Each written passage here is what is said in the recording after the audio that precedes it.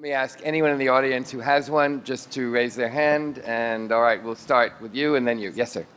I don't know if there's, yes, there is a microphone, so if you can just wait for the roving mic, which is there now. Thank you. I'm Bonnie Manter. I live in New York City.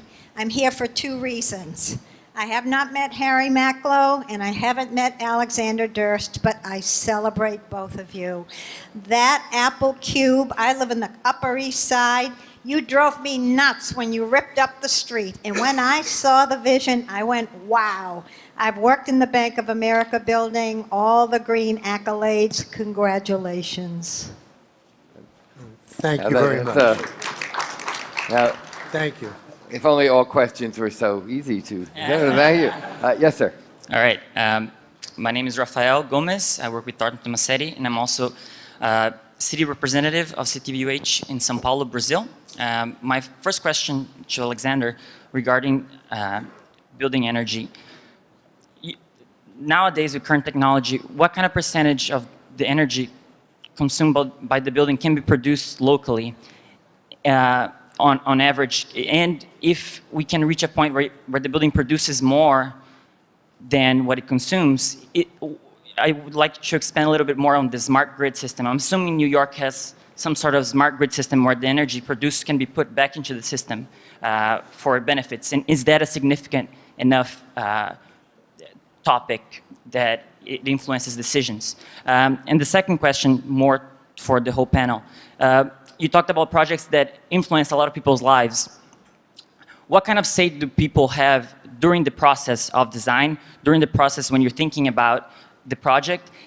Is there any public participation? And do you see any value of having public participation during the process of thinking about these projects that are going to be influencing people's lives? Thank you. Okay. I think that's a question everyone can play a role in. I know that James von Klemperer did talk to some extent about the public process with One Vanderbilt already.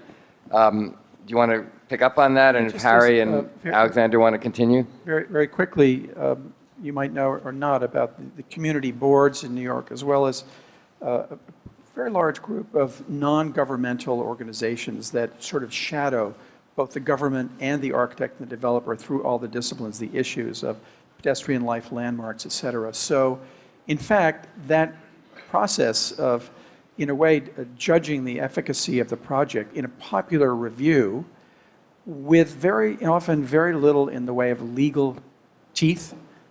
These groups could not have stopped the project in any official way, but their influence then on the elected officials is profound.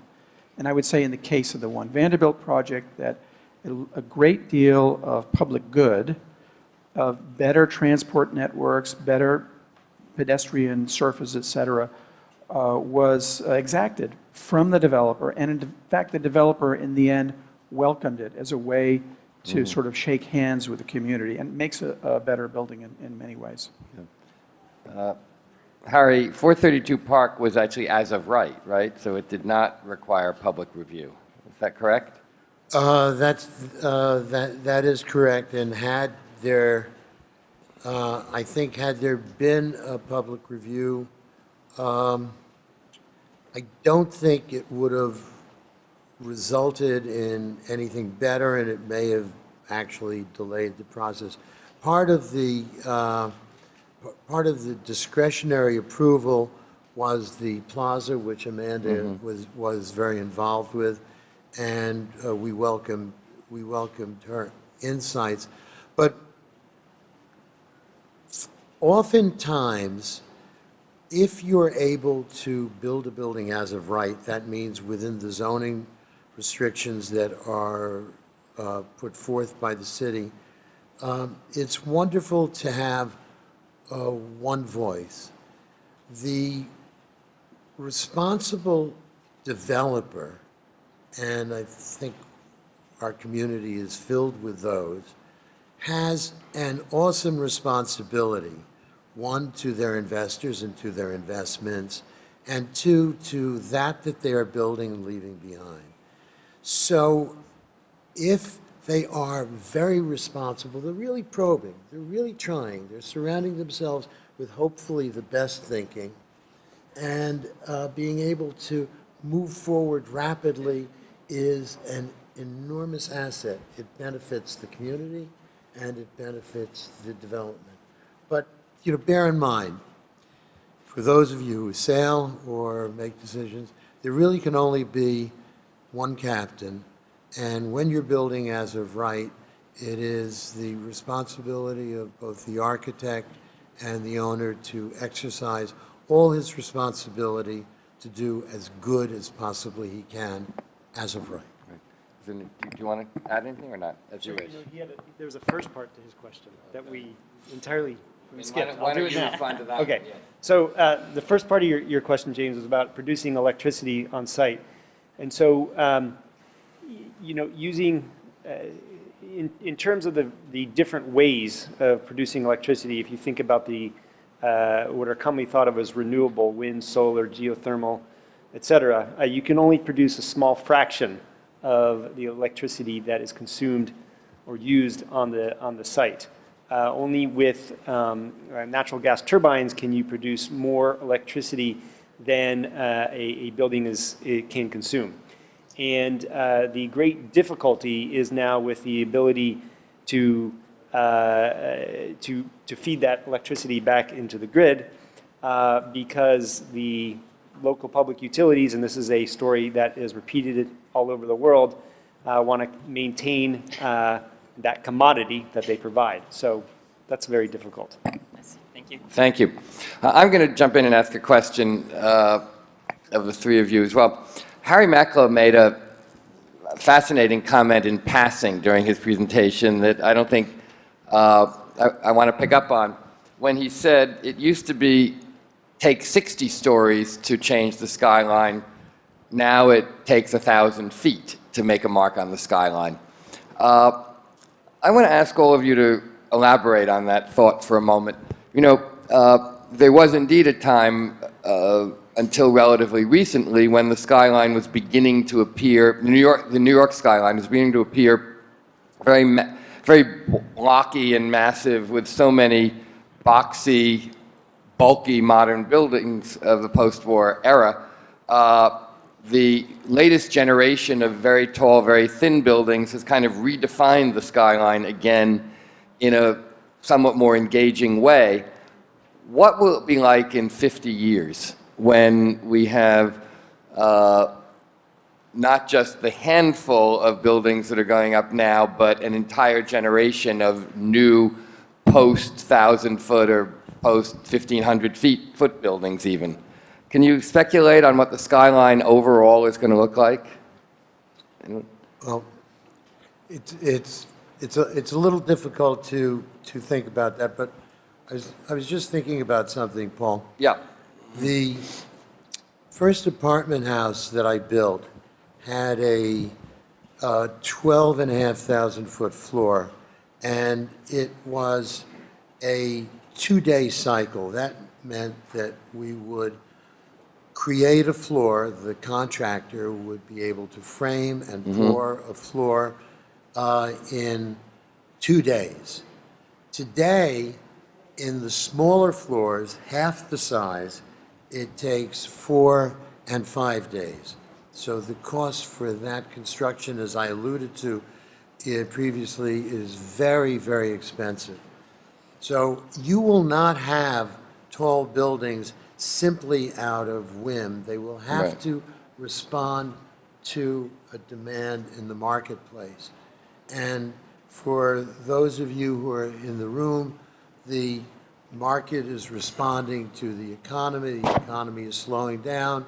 The consumption of very high-priced condominiums is also slowing. It's there and it's taking its time to be sold. It's selling, but it's not the same robust market we had 3 years ago. You mean the Maybachs are not lined up to get under the porte cochere at this Well, moment? fortunately, in my project, they are. But I'm not talking Okay, about fine. But you're glad you're not starting it right now? That's right. Okay, good. Any other comments or questions from the floor? We have another couple of minutes. We have time for one or two if there are any others. Yes, just wait one moment. Again, if we can have the microphone up front, please. Thank you. Hi, my name is Andreas Silabidis. Question for Harry. It's a wonderful building and I love it. Question for you, Harry. Why did you choose concrete? What was the key point for you to choose concrete for 432 Park Avenue? Concrete has really, it has two and actually three benefits. One, the structural system allows for the elimination of columns on the interior if the floor is so sized. Secondly, it's structurally a very, very important component. And as you finish the floor, because this is architectural concrete and the forms were steel, as you finish the floor, if you follow with the windows, you are virtually enclosed.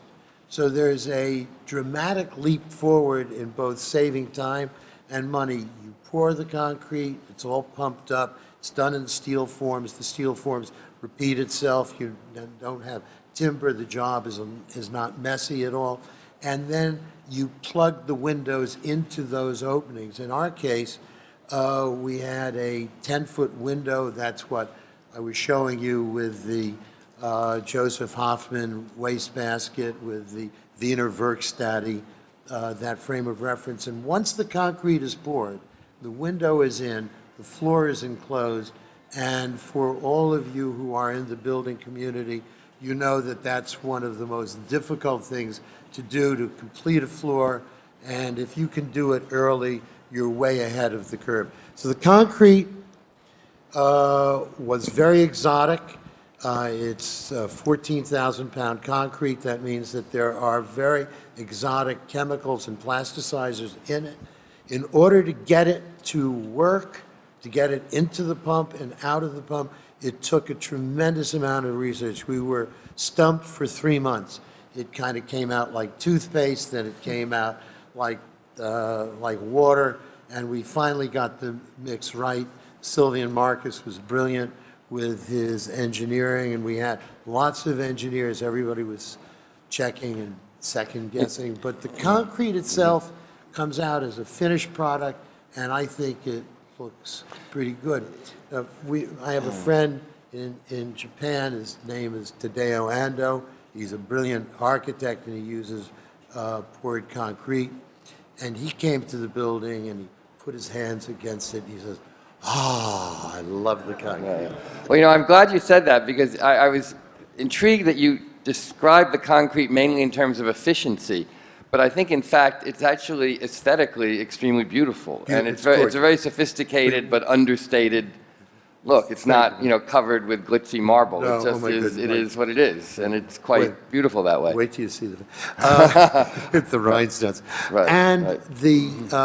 the concrete is white, and that was very, very difficult, very expensive, but we got there. The concrete contractor was terrific, as was Lynn Lease, our Okay, great. construction manager.